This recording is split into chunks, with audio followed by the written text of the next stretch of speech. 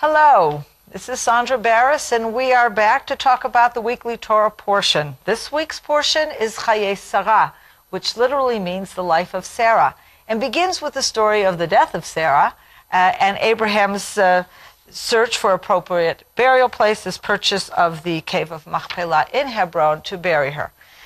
I would actually like to focus on the next story in this week's portion, which is about Abraham's search, or sending his servant to search for an appropriate wife for his son Isaac. This story begins in chapter 24. And we read initially verse 2, and Abraham said to his servant, the elder of his house, that ruled over all that he had. And he then tells him, he makes him swear by the Lord, the God of the heavens and of the earth, that he will find a wife for his son, and he lists two specific requirements. One, that that wife not be a daughter of the Canaanites, and secondly, that the woman come to Isaac, the woman come to their household, and that Isaac not go to this woman's household in Haran. And he, of course, sends his servant to Haran, to the place where his family is still living. The family that he departed from in Genesis 12. Now, the first thing is, who is this servant? There's no name mentioned here, and it is a very long story with quite a bit of detail and a lot of dialogue backwards and forwards between Abraham and his servant, between the servant and Rebekah, between the servant and Rebekah's family, and not once throughout this entire story do we know the name of the servant. Now, our tradition is that this servant is Eliezer.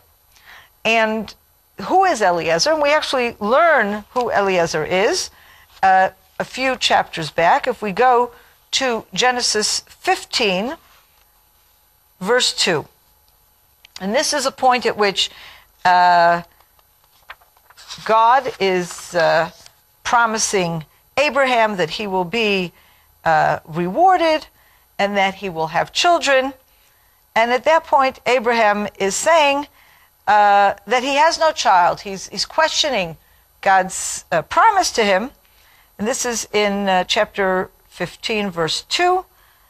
And Abraham said, Lord eternal, wherefore will you give me, since I go childless, and the son of my household is Eliezer of Damascus. So from this, we learn that the servant in charge of Abraham's household, his chief and most trusted servant, is a man named Eliezer of Damascus.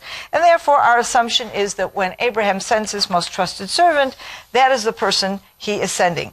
And I believe here that the reason the term used for this servant throughout is just saying, keeps talking about the servant, is because that is the characteristic of Eliezer that we see here throughout this particular story. He is the trusted servant par excellence, and that is how he is functioning in this story.